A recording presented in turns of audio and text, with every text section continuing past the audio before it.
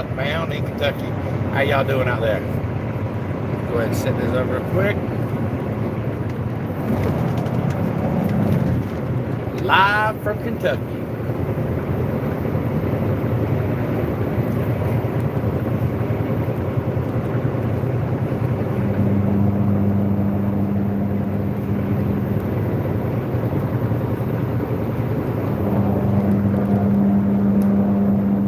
Anyways, I'm 75 southbound. We'll get a few more minutes for this thing for more people to get on here. We're going to talk about today, I'm talking about hours of service, and I'm talking about the use of personal conveyance and how that works, and how it can get you in trouble, and how to use it to your advantage, and all that good stuff. So, give it a few more minutes, and we'll let it kick on in here. I'm driving right now. I am in Lexington, Kentucky.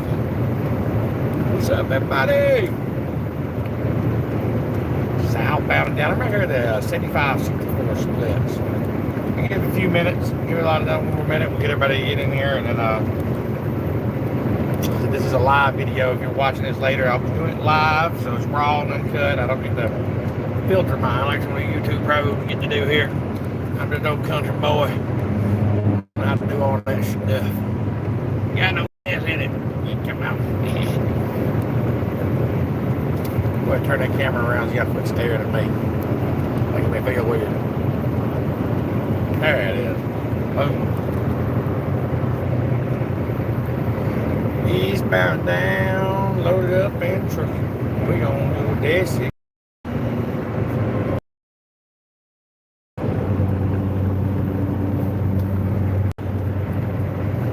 Alright, so let's get into it. Let's go over what it is for. Let's go over what hours of service means. Alright, you got 14 hours a day. Once you start that clock, you cannot work over 14 hours. So, you start at 6 a.m., no matter what happens, at 8 p.m., you're done. It's as simple as that. You cannot work over 14 hours a day, period. That's the 14-hour rule. Now, that being said, you cannot drive over 11 hours. Once you start driving at 8 a.m., throughout the day, you can pause your clock and you can go off duty and you can do different things. You get 14 runs. So let's say we start our day at 8 a.m. Okay? At 10 p.m. that night, we're done no matter what. But once you drive those 11 hours, you're done. So let's say you just drive 11 hours, straight. But you gotta have a 30-minute break, we'll go over that. But technically speaking, once you do 11 hours, you're done. Now, within your first 8 hours of driving, you have a 30-minute break that you have to take. That 30 minutes does not come off your 11. But your 14 is still running. Y'all understand that? If y'all do, make sure you give me a like, give me a thumbs up, smash that like button if you understand you get some value from that. So that's how the 11-hour clock runs. That's how the 14-hour clock runs, and the 30-minute break you have to have. That's how that works. Now, we have what we call LED electronic clocks in the truck, right? So at all times, I'm doing it to make sure I'm in the right spot here. Yeah. Kind of funny around through there a while ago. What is this? I'm 75 and 64 is running together. I was like, what is it doing? Anyway. Oh, I had a little dump film over there for a minute. Yeah, where's that? But anyway, so go back to what I was saying. You have an electronic clock in your truck, and they just keep it with your hours, so you can always look at your clock and see how many drive hours you got left. It's something you ain't gotta. They make it easy, y'all. Back when I first started, we had logbooks. We had to keep up with this stuff ourselves. Add it up. They make it so simple, there's no reason to violate because it's on your clock.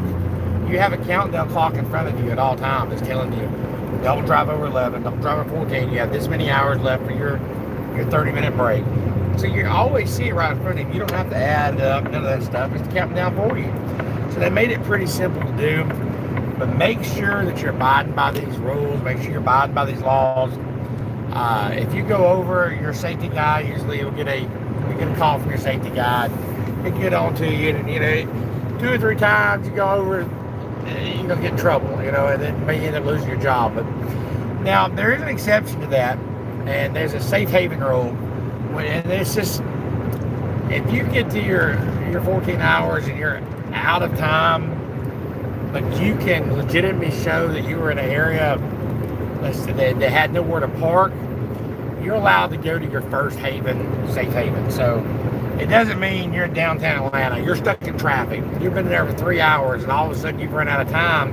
But it wasn't your fault. You're fighting traffic and trying to get through, and there's nowhere to go. It doesn't mean that you got to pull over on the side of the road and just say screw it for the night. However, it don't mean that you can drive past 7 truck stops and 7 rest areas trying to get to the next place over your 14 either. So you got to do, you can put a thing there for a safe haven, and it's going to be discretion of the DOT and your company if that was legitimate or not. And a lot of times, if you had to do that, I've had to do it once, but there really was no safe haven. I ran out of time, and I had to go. I didn't even go that far over. I only went like 45 minutes over or whatever, but I had to find a safe haven, and I had to do it. I'll put in the notations, to next safe haven. And that's something that you got to do. Now, let's go over what personal conveyance is. Personal conveyance is PC, that's what they call it. We're allowed, and I'm not sure what the DOT standard is, but I know my company allows 45 minutes a day personal conveyance. Which personal conveyance, the law states, you're not allowed to use personal conveyance to your next spot, to go to your next, to progress your load to the next location.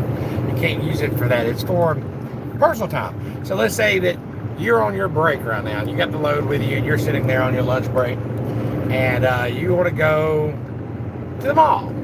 Or let's say you want to go to a barbecue joint that's down the road, but it's like 10 minutes up the road, but you don't want to use your drive time.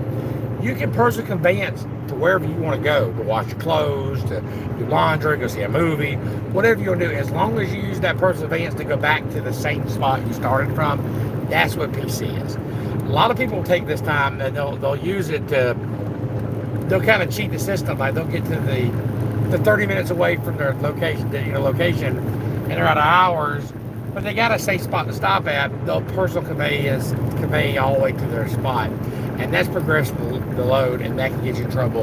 If you're getting an accident, these DOT people are going to pull your time, they're going to pull your clock, and they're going to look at that. So make sure you're not cheating the system. The best thing you can do is just do it by the clock, do it by the thing, and stay DOT free. You don't want to get out here and have an accident, and it's, God forbid, it's your fault and you're running over the hours.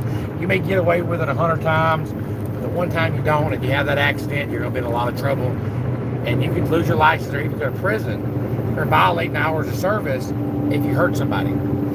You may be the most perfect driver. Somebody pulls out in front of you, and you're like, oh God, you run, you hit somebody, but you were the one out of hours, and they die, you're going to jail. Seriously. Over an hour is a service violation. So you can get all the miles you want out here as drivers. You ain't got to run the clock, run it illegal. Just do what you got to do. Now, it is a pain in the ass trying to find somewhere to park. I agree. These days, there's not a lot of hard time parking. If y'all have a problem with hours of service, leave me a comment and let me know in this video. And let me know if y'all have a problem with parking. I know I do. I know I run out of hours looking for somewhere to park. Sometimes I have to stop an hour before my day's up just to get a parking place. That sucks.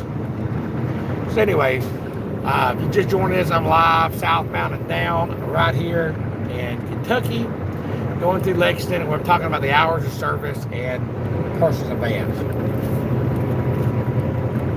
Oh man, back's a little stiff. The mile marker 112. I'm gonna try to get down here at 49 and get dinner. I ate about, what did I eat this morning?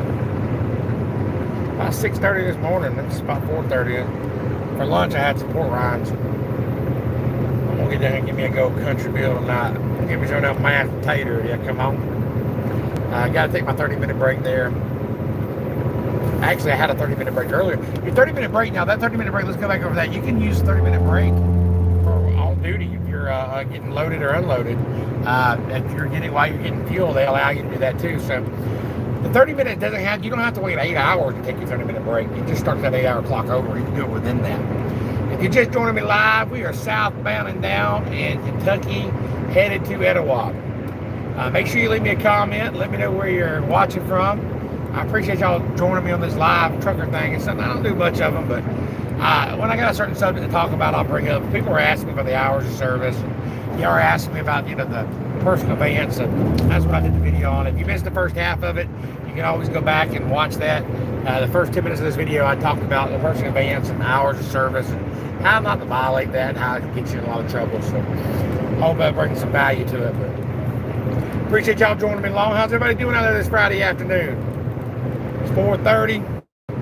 I know it's like almost 5 o'clock somewhere. We don't run no 5 o'clock traffic. I'm trying to get through Lexington, which I believe I will. I shouldn't hit any traffic in Kentucky once I get through Lexington here. At least I ain't got to go through Nashville, right? Ah, dang, it's crazy.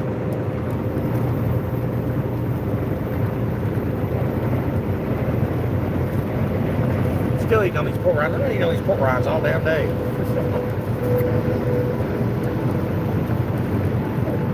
Little Peterbilt right there. That's a nice truck. It's a good looking truck. Well, anyway, I appreciate y'all joining me live. Like I said, I just wanted to go over that personal conveyance and go over those hours of service for you. Hope that helped you out. Hope that brought some value to you. This is Trucking Life with Sean. Let's get it.